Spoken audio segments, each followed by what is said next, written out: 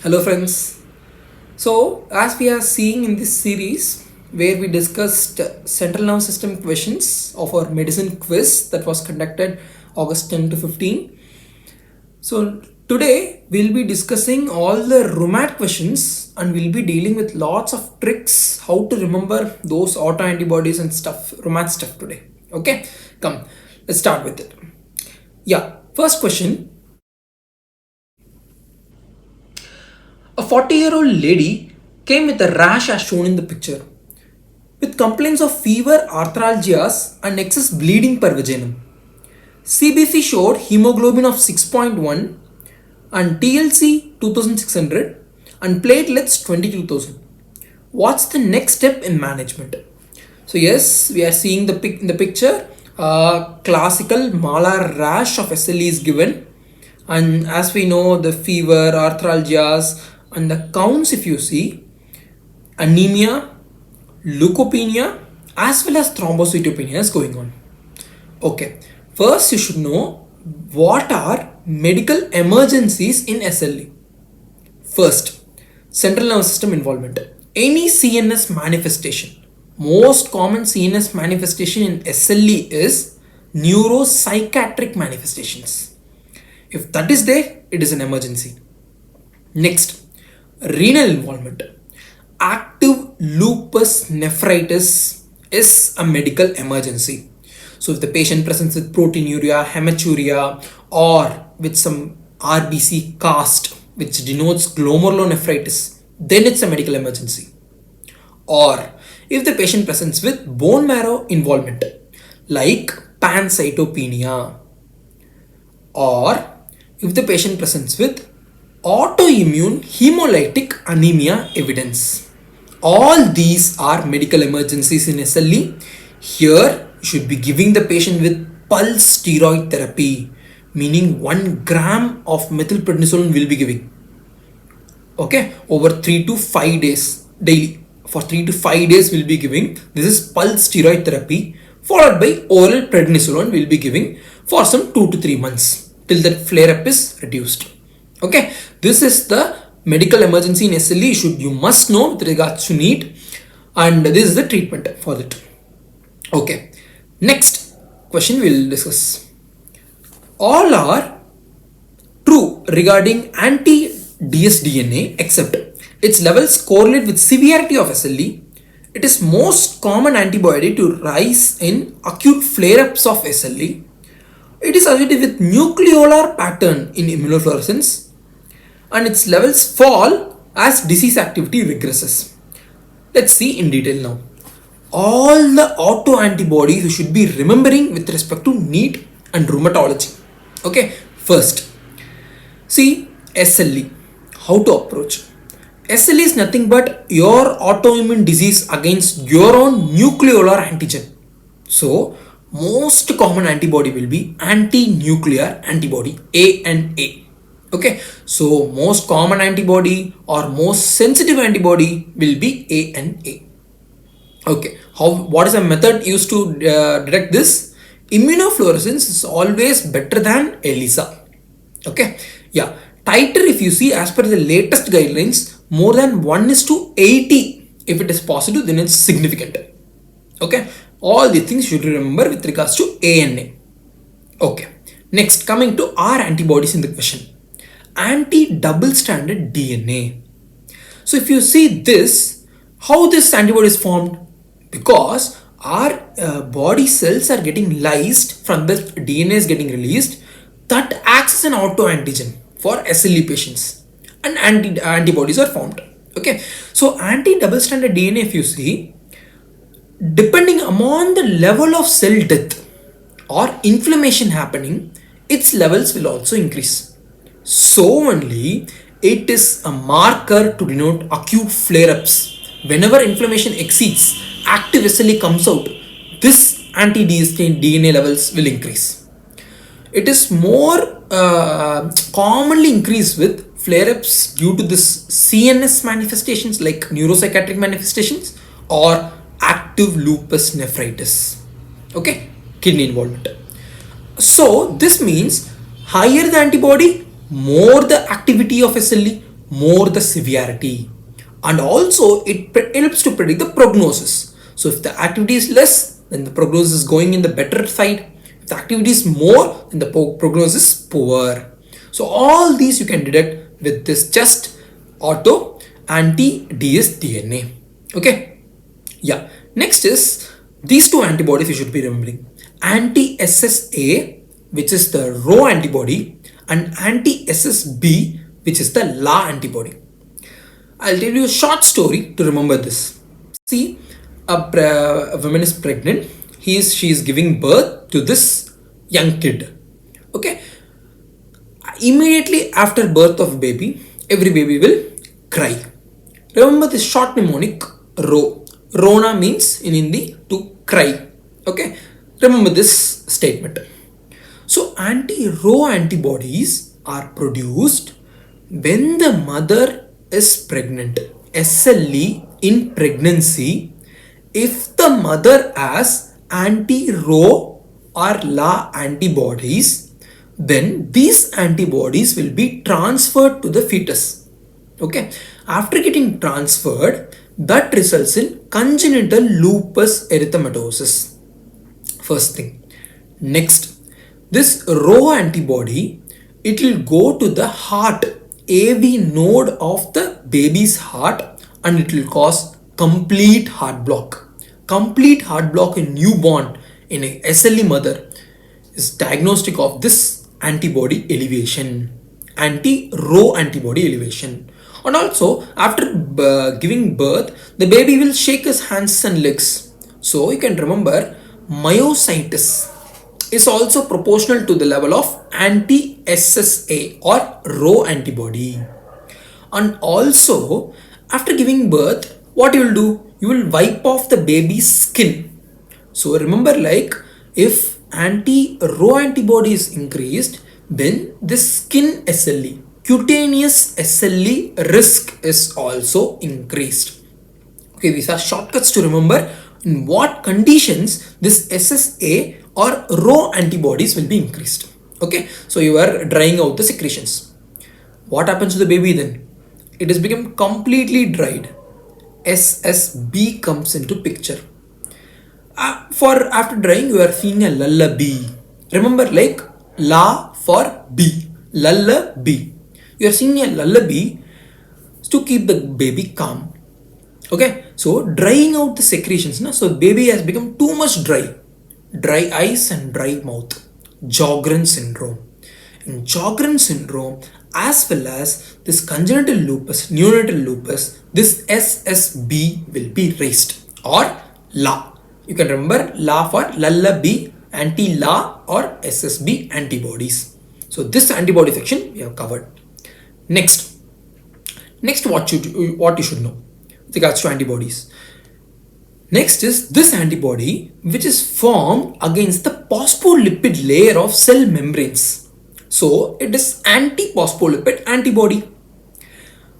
Phospholipids are enormous in the endothelial cells. As we know, as these antibodies traverse through circulation, endothelial cells are more frequently encountered. So they will activate this endothelial cell, injure the endothelial cell, and it will cause, any endothelial injury will cause thrombosis. So arterial thrombosis, venous thrombosis, recurrent arterial venous thrombosis seen in what disease? As we know, anti-phospholipid antibody syndrome, APLA. So APLA association with SLE is seen if this APLA antibody is seen here. Okay, lupus anticoagulant. You should remember this term. Yeah. Next, what antibody you should remember? Antibody against the RBCs, which will cause, as you know, autoimmune hemolytic anemia. So all these are the autoimmune antibodies we must remember with respect to NEET. Okay, and one more extra antibody, anti-U1 RNP. U1 means, like, you can remember one, it's seen in everything. Mixed connective tissue disorder. Anti-U1 RNP. Okay, yes, done with all the antibodies.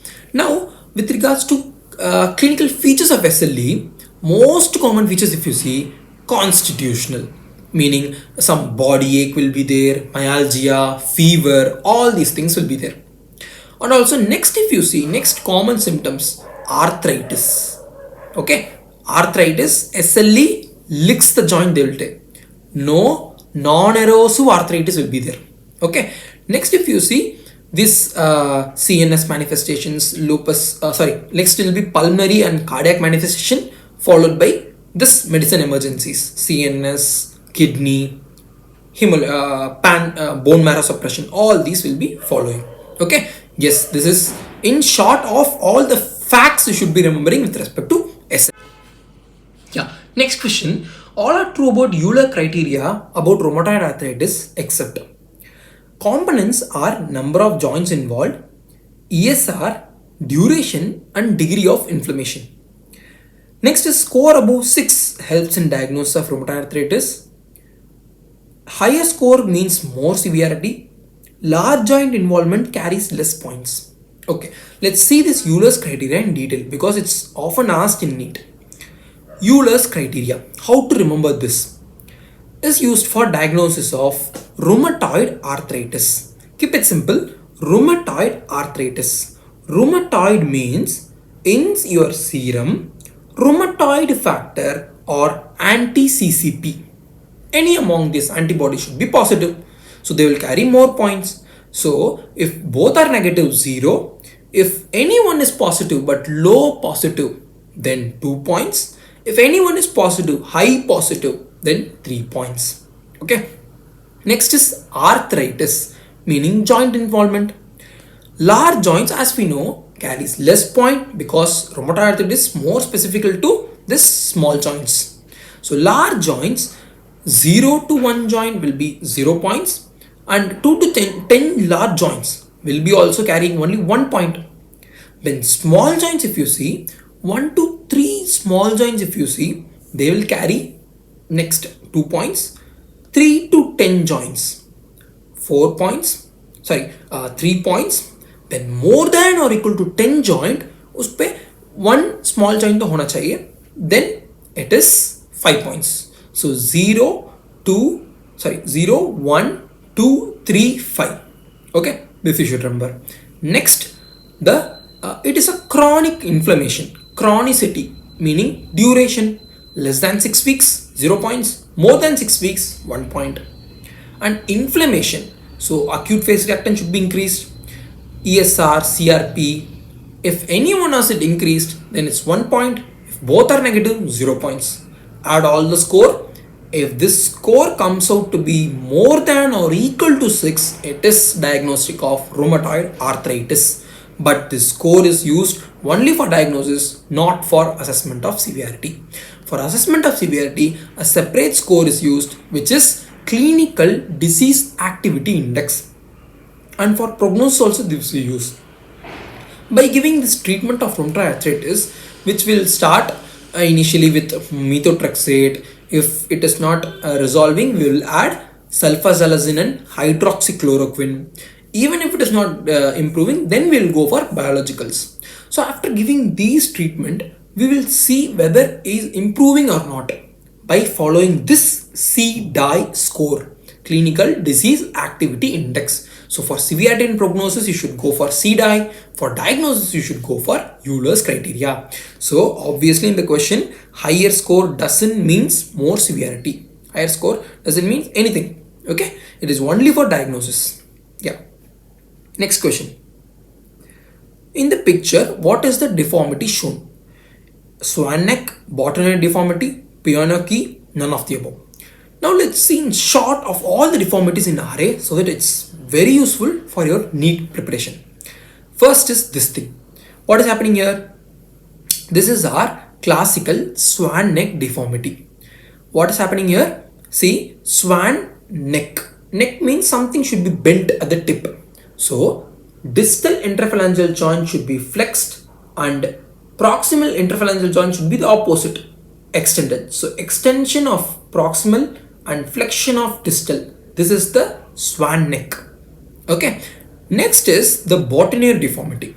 In the exactly opposite, this PIP, the distal interphalangeal joint should be extended and this should be flexed. This is botanier deformity. Okay. Next joint deformity is, see, In the wrist joint, if you see, due to chronic inflammation, this ulnar styloid process will be subluxated. It will come anterior. So what we will do is, if you press this styloid process, it will go into the joint and it will come back again like a piano key. So we call it as piano key deformity. Okay, yeah, piano key movement we'll see. Yeah, next thing, if you see in the hand, all the digits will be subluxated in the ulnar deviation. So this deviation, if you see, it represents the symbol Z. So Z deformity or ulnar deviation of fingers. Botanier deformity, swan neck deformity, piano key movement at the wrist, and Z deformity. All these deformities, if they happen, means then it is suggestive of late rheumatoid arthritis. Mostly this Z deformity is there, then it's pakka burnt out rheumatoid arthritis. Burnt out rheumatoid arthritis, no need to treat itself. Already deformities or already happened, no need to treat. Okay, this you should remember with regards to deformities. Yeah. Next question. A 8-year-old child complains of rashes over bilateral lower limbs as given below. Hematuria and sore throats in 7 days. All are seen in this disorder except a rash which is given in the bilateral lower limbs as well as the buttock region, and all are seen except involved with IgA deposition in kidneys, alopecia, joint involvement, melena or GA bleed. Okay, let's see this Henoch-Schönlein purpura in detail. See, Henoch-Schönlein purpura is oftenly repeated in NEET question. Henoch-Schönlein. So remember like Schönlein soccer, where we play football. Remember like kids play football like that. Okay. So if kids play football, they are playing football with the lower limbs as well as with the joints. So joint involvement will be there, characterizing arthritis. Next, they play with their lower limbs, soccer. So lower limb rash will be there, bilateral lower limb rash over the bilateral lower limbs as well as the buttock region. And remember like they play for a long time, leading to dehydration, causing some melena as well as hematuria. Okay, so IgA deposition in the kidneys will cause hematuria, and GA bleed or melena can also happen in this disorder. Okay, all due to IgA deposition in the joints causing arthritis, in the skin causing vasculitis, that too in the lower limbs, as well as in the deposition in the GAT melena, and in the kidneys causing hematuria. All this constitutes Henoch-Schönlein purpura. Okay, yeah. So all these are seen. Involved with IgA deposition in the kidneys, yes. Joint involvement, yes. Melena, GA bleed, yes. Alopecia, yes, not seen. Yeah. Next question. 45-year-old female with dry cough, her chest X-ray is given. What to do next for this patient? In chest X-ray, if you see, you can find the hilar lymph nodes to be enlarged. Remaining lung fields remain normal. Okay. You should give steroids, methotrexate, no treatment needed, azathioprine. See, hilar lymphadenopathy, dry cough. So what you are suggesting? It is sarcoidosis. Yeah. So, but here in sarcoidosis is a mystery disease where 50% resolve by themselves and 50% needs treatment. And it's our clinical decision making to treat which 50% and don't treat which 50%. Okay. First, for this you should know this famous classification known as Skading's classification. The boy is skating there. Okay. So what is this Skading classification? If you see, you can remember it like a story. First, a trip is getting started from the hilar region of the lungs. Okay. One trip is getting started, they are happy to start the trip. So initially hilar lymph nodes are happy, hilar lymphadenopathy in the stage 1. Next, what is happening? From the hilar region they are traveling. The trip is starting, they are traveling from the hilar region towards the lungs. So pulmonary infiltrates with hilar lymphadenopathy will be stage 2. Next, after traveling, they have reached the ends of the lungs. So, pulmonary infiltrates at the ends of the lungs without hilar lymphadenopathy, stage 3. Next, last stage, whole lung is getting fibrotic. Restrictive lung disease have completely developed. This stage 4. In scading system, if you see, stage 1 and 4 never treat, because 1 is the disease haven't developed till now. 4 is it has developed to that extent that now if you treat, no use. So 1 and 4 never treat. 2 and 3 the disease is active, your treatment will life save the patient. So treat with steroids, the drug of choice. Okay, this is treatment decision making with respect to sarcoidosis. Okay, yeah. Next question. The drugs implicated in causing this disease with the autoantibodies showing the following immunofluorescence. This immunofluorescence picture is given below. A. Cyclosporin, B. Tacrolimus, C. Hydralazine, D. Methotrexate. See this kind of immunofluorescence. This is again one common area where questions are getting asked. See this immunofluorescence.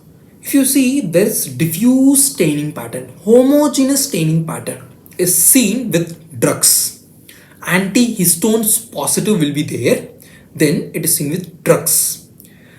Drugs causing this DLE, drug-induced lupus erythematosus, is SHIP group of drugs. Okay, S for sulfasalazine, H for hydralazine, I for INH, P for propylthiouracil, procainamide, and phenytoin. Okay, all these drugs causing homogeneous pattern of autoantibodies. Okay, antihistones will be positive here. Yeah. Next, and you should remember other autoantibodies also with their patterns. This is important in case of NEET. Next,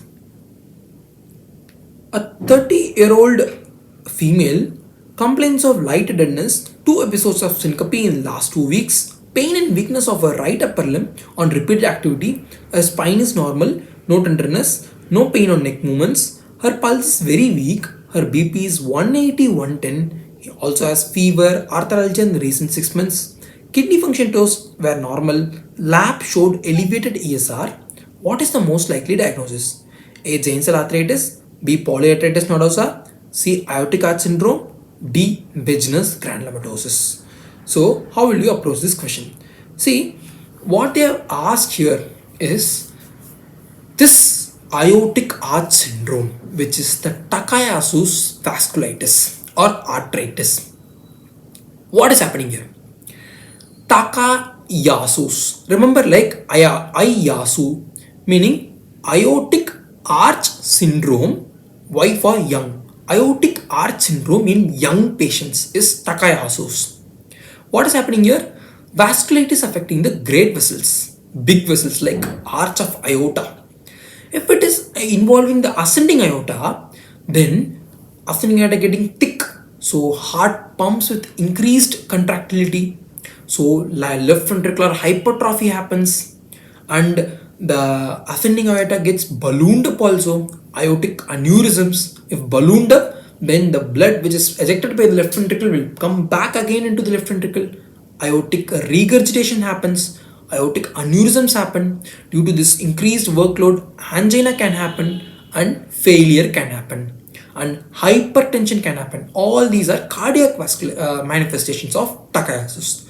Then if it involves the arch of aorta, then it will involve the ICA branches, ECA branches. So blood flow to the brain will be impaired, leading to recurrent syncope, giddiness, transient ischemic attacks, CVA. All these can be seen as CNS manifestations of Takayasu's. Next, if you see, since the aortic arch is involved, the Winchell effect, which will tell us that a recoiling effect will be lost in the aorta. So pulse won't be felt. Pulseless disease. Okay. Yeah. Next is, if you auscultate in the supraclavicular infraclavicular area, you will hear the bruit, which is the most common sign of Takayasu's arteritis. And also, it involves the left subclavian artery, most common vessel, because it is in the angulated area fashion. So it involves most commonly left subclavian. Next, BP differences will be there because if the subclavian will be more involved, so there the BP will be more, on the right arm BP will be less. So the BP differences will be there between the two arms, and if you work more with this left arm, then there will be pain, claudication pain will be there, tenderness will be there, pain will be there, arm pains will be there on activity. Next, if you see same vessel vasculitis, if it involves a GIT, it will cause mesenteric angina symptoms, and if it involves a kidney, renal ischemia, that will activate renin-angiotensin aldosterone axis, which will result in hypertension. So simply, if you ask me, these are the clinical features of Takayasu's arteritis, Ayasu aortic heart syndrome in young. That's all. Yeah. Next, the giant cell arteritis also. What is the giant here? Two giants you can remember with this. One is giant, more than 50 years, old aged people, giant cell arteritis. Then giant, meaning giant vessels, great vessels of the body, big vessels. Next, giant, meaning giant cells are formed. This is the pathology, like giant cells, this granulomas start form in this vasculitis. Okay. Next, what are the clinical features seen? In this, if you see giant artery, what is giant artery? External carotid artery will be involved more. So, what are the terminal branches of external carotid artery? One is temporal branch, superficial temporal artery. The next is maxillary artery. So, if it involves a superficial temporal artery, which is the most common artery involved, because due to which then it has got the name temporal arteritis. And if this artery is getting inflamed, the artery will become thickened vasculitis, thickened cord-like structure, and it will be warmed to palpate. If you do, it will be cord-like structure. So that temporal headaches will be there in this patient. Then, if it involves a maxillary artery, muscles of mastications will be involved, leading to repeated jaw movements, jaw claudication pain will be there. Most specific symptom of giant cell arteritis. Then if you see, if it involves a lingual artery, it will cause tongue infarction. Tongue infarction, if it's there, then it's mostly due to this giant cell arteritis. Then it can also involve the other arteries too. And most important thing you should remember here is sudden permanent loss of vision happens if you don't treat this patient at the right time. It is due to this anterior ischemic optic neuropathy, AION, which is a complication of this giant cell arteritis. Next thing, clinical manifestation, if you see due to fever, constitutional symptoms, chronic inflammation is happening now. So ESR will be extensively elevated, more than 100 ESR, like more characteristic of this giant cell arteritis. Then due to chronic inflammation, anemia of chronic disease, amyloidosis, all these things can happen. Okay. Yeah. So treatment, if you see diagnosis, best is temporal artery biopsy. How much you should take? 4 to 6 centimeter, at least 4 to 6 centimeter you should take, because this is a skip lesion. It will be skipping here and there. So you should take a big tissue so that vasculitis is involved. And treatment is steroids. Okay, prednisolone you will be giving to control this, and you will be tapering it 10% every week. Okay. Yes, this is what you should remember with respect to for NEET. Giant cell arteritis, Takayasu's arteritis. That's it. A brief idea of what and all you should focus more with respect to rheumatology in NEET. Okay. And a small revision MCQ recall, which we discussed from the CNS session. I'll try answering those. First is BP control. What is the BP target you should keep for a patient undergoing thrombolysis in CNS? Okay, what is the BP target you want to achieve? Next, in Alzheimer's disease, what is the initial part of the brain which is involved? Next, neurofibrillary tangles are composed of what? And where are they located? Intracellular or extracellular? Last, drug of choice for this on-off symptoms in Parkinsonism. What is a drug of choice? Okay, try recalling these things so that you'll have a repetition of whatever our revisions are going on. We did CNS revision, so we'll revise some with some 4-5 MCQs. And whatever doubts you have, you can post in the comment section. We'll be explaining the doubts also in our recall section. Okay, yeah, the notes of this PDF will be available in our WhatsApp and Telegram groups. Okay, stay tuned for our next video. Thank you.